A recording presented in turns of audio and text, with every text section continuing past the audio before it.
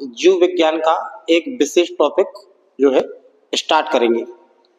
तो हम आते हैं टॉपिक की ओर, उसको एक नाम दे देते हैं। तो भाई टॉपिक है हमारा चयापचय। इसको अंग्रेजी में बोलते हैं मेटाबॉलिज्म।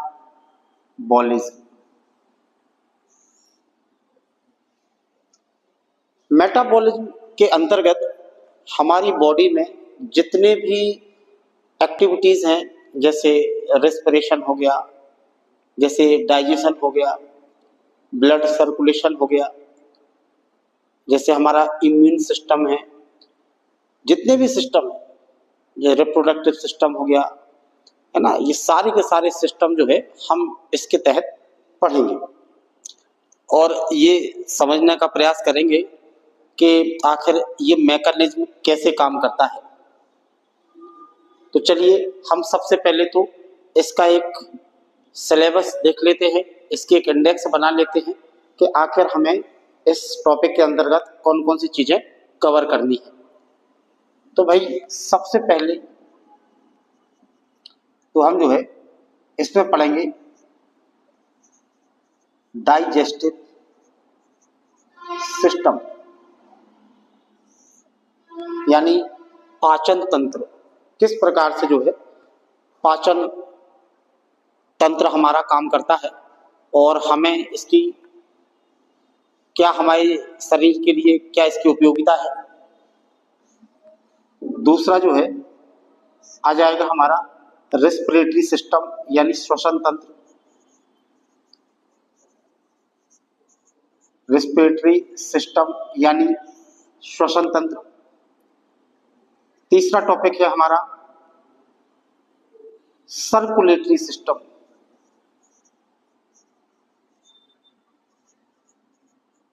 सर्कुलेटरी सिस्टम है। हम इसलिए ये इंडेक्स बना रहे हैं कि हम इन लेक्चर्स को जो है कंटिन्यू रखेंगे, कहीं गैप नहीं होगा, कोई भी ऐसा टॉपिक नहीं होगा कि आपका छूट जाए।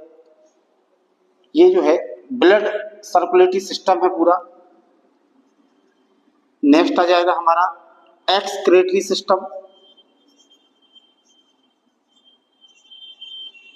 यानी उत्सर्जन तंत्र। हमारी बॉडी से कौन कौन सी चीजें एक्सक्रीट होती हैं और कहां कहां से होती हैं, ये सारी इसमें डिटेल आ जाएगी।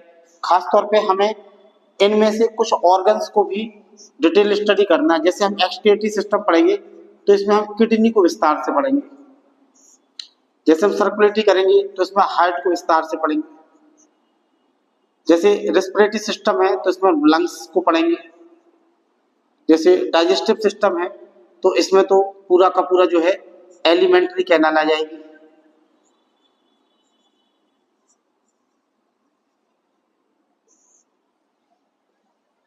नेक्स्ट है स्केलेटल सिस्टम।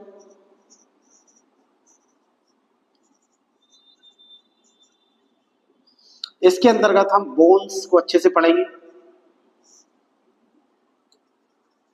देन आ जाएगा हमारा नर्वस सिस्टम।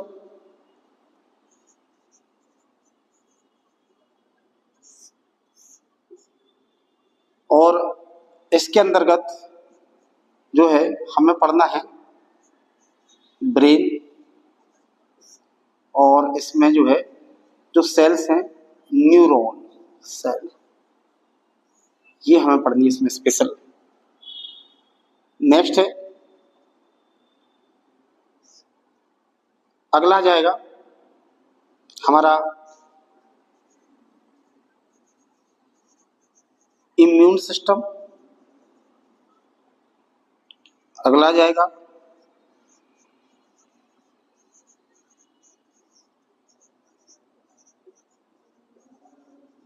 Reproductive system.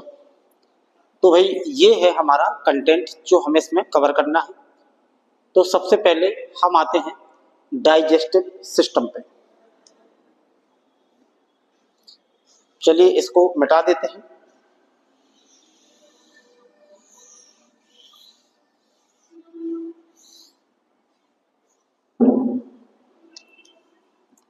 तो यहाँ पे हम हेडिंग डाल देंगे डाइजेस्टिव सिस्टम, यानी पाचन तंत्र।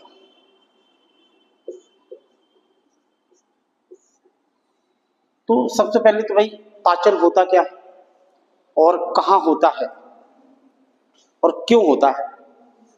तो पाचन क्या है, व्हाट इज डाइजेशन, पाचन या digestion.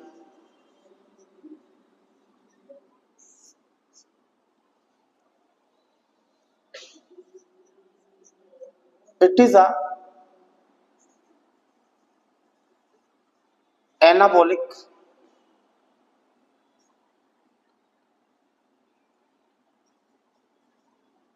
Activity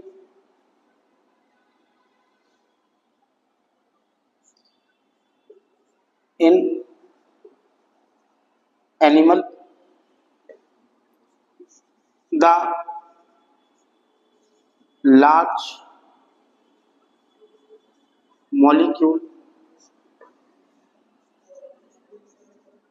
break down into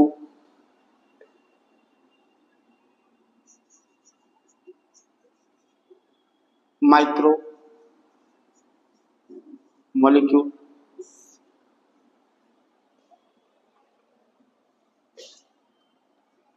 यहाँ पे लार्ज की जगह मैक्रो भी कर सकते हैं।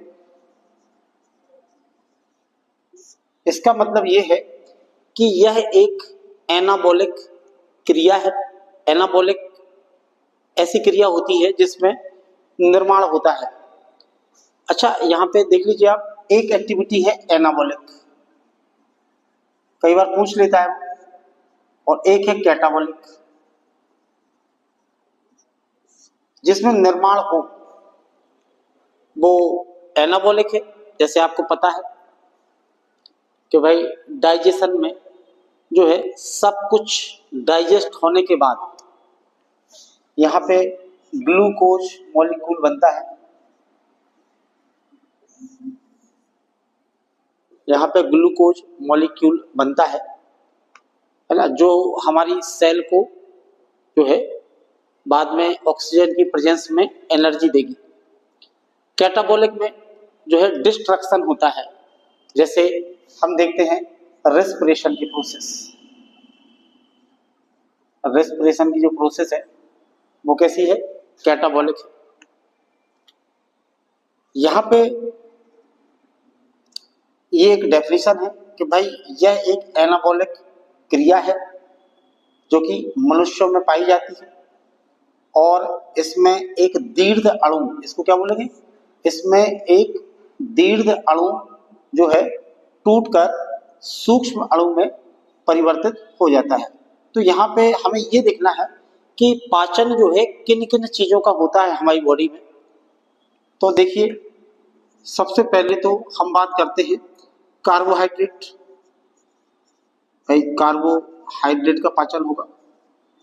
दूसरा है लिपिड, या इसको हम लोग जो है फैट भी बोलते हैं, या हम इसको हिंदी में वसा भी बोलते हैं।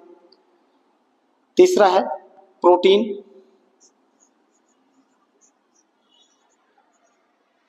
तो ये तीन चीजें हैं जो डाइजेस्ट होती हैं बॉडी में, और इन्हीं को हम कहते हैं मैक्रो मॉलिक्यूल या दीर्घ अणु। दूसरा है कि भाई किस माइक्रो मॉलिक्यूल में टूटते हैं, इनका ब्रेकडाउन जो है कैसे होता है। तो कार्बोहाइड्रेट का जो ब्रेकडाउन है वो होता है आपका ग्लूकोज, ग्लूकोज के फॉर्म में आता है। लिपिड जो है ये कैसे टूटेगा, तो लिपिड जो है ये ग्लिसरॉल, ये इसकी स्मॉलेस्ट यूनिट्स है, ग्लिसरॉल या स्टेरॉइड में टूटता है। प्रोटीन, तो प्रोटीन जो है ये हमारा या तो अमीनो एसिड्स क्योंकि प्रोटीन क्या है, अमीनो एसिड से ही बनता है ना। या पेप्टोन में टूटेगा ही। तो इस प्रकार से ये मैक्रोमोलिक्यूल का ब्रेकडाउन जब होगा माइक्रोमोलिक्यूल्स में, तो ये डाइजेशन प्रोसेस के द्वारा ही होता है।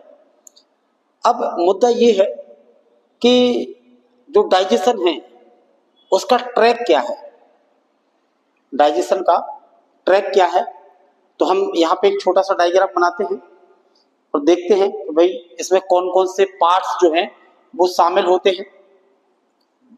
तो देखिएगा यहाँ पे एक छोटा सा बना लेते हैं। ये मान लीजिए हमारी ओरल कैविटी है, ये हमने माउथ बना दिया है। अब पेंटिंग नहीं करनी है हमें, है ना, आप समझ जाइएगा ये हमारा माउथ है। यहाँ पे मैंने लिख दिया है भाई ओरल कैविटी, ओरल कैविटी है ये। और यहाँ से जो है हमारी ये ग्रसनी है, इसको हम क्या कहते हैं, फेरिंग्स। इसको हम क्या कहते हैं, फेरिंग्स। ये हमने ऐसी बना दी है, इसको हम क्या बोलेंगे, फेरिंग्स या ग्रसनी, फेरिंग्स। और इस ग्रसनी से अटैच है ग्रासनाल। इस ग्रसनी से अटैच है ग्रासनाल, इसको हम क्या कहते हैं, ईसोफेगस।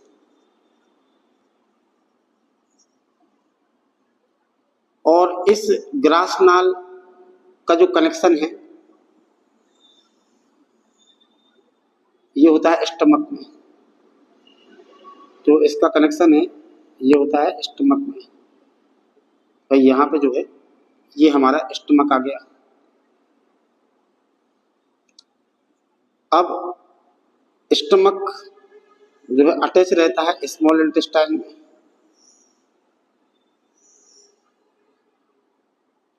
ये जो है हमारी स्मॉल इंटेस्टाइन आ गई।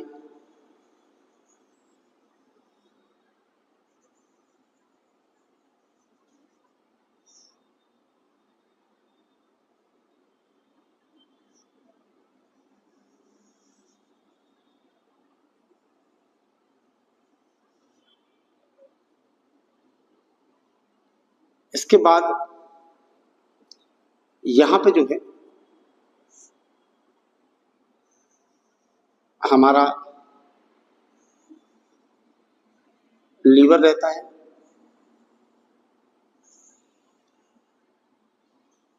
इस टाइप से तो हम देख पा रहे हैं कि सबसे ऊपर क्या है, ये ओरल कैविटी है, यानी हमारा खाली मुंह, ये जो जिसमें हमारी टंग भी है, टीथ भी है। इसके बाद में इसमें कनेक्ट हो रही है ये फेरिंग्स, जो हमारे थ्रोट में जो है हमारी ईसोफेगस को और ओरल कैविटी से कनेक्ट करने वाला जो एक ये बॉन्ड है, फेरिंग्स। इसके बाद ये ईसोफेगस हो गई, जिसको हम अपना फूड पाइप भी बोलते हैं। इसके बाद इस पाइप से फूड कहाँ आता है, स्टमक में। तो ये हमारा स्टमक है, स्टमक है। और स्टमक से अटैच होती है स्मॉल इंटेस्टाइन।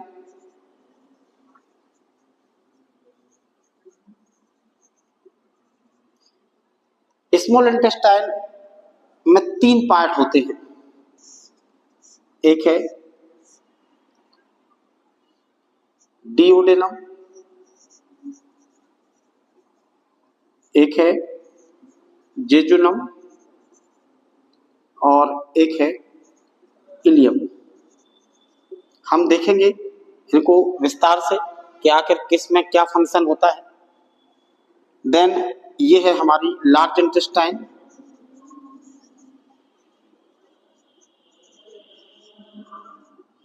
और लार्ज इंटेस्टाइन में भी 3 पार्ट होते हैं, 3 पार्ट में डिवाइड रहती है ये। एक तो है हमारा सीकम, इसके बाद फिर आता है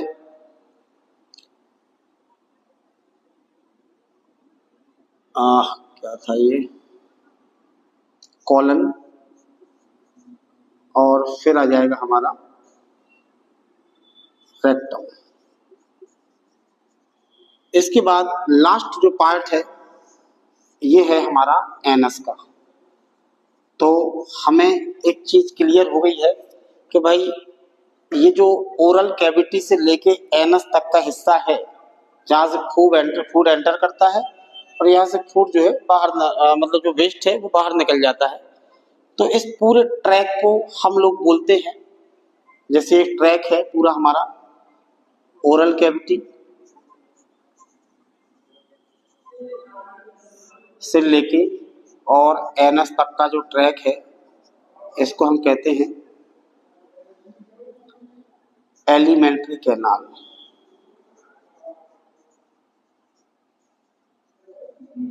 या इसी को हम कहते हैं आहार नाल।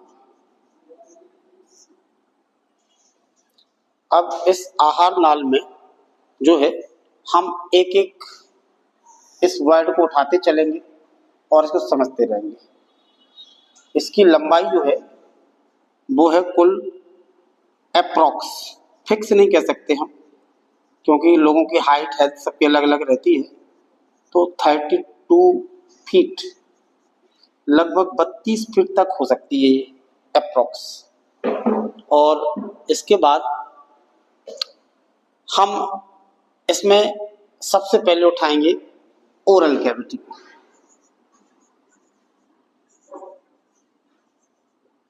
तो ओरल कैविटी या हम इसको बकल कैविटी भी बोलते हैं, और इसमें हमें दो चीजों का अध्ययन करना है। एक तो है टीथ और एक है टंग।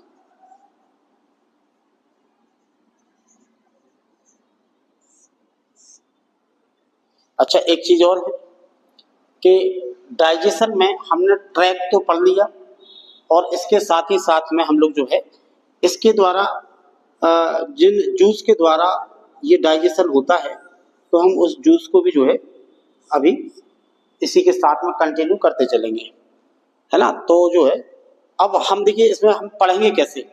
जैसे हमने देखा कि टीथ, एक एग्जाम्पल मैं देता हूँ क्योंकि वीडियो ज़्यादा लंबा हो जाएगा, तो अभी इतना समय नहीं है, तो अभी केवल इसको शॉर्ट में बता दूं, फिर इसको अपन जो है कल कंटिन्यू करेंगे। तो भाई जैसे टीथ है, अब टीथ में कई प्रकार के टीथ होते हैं।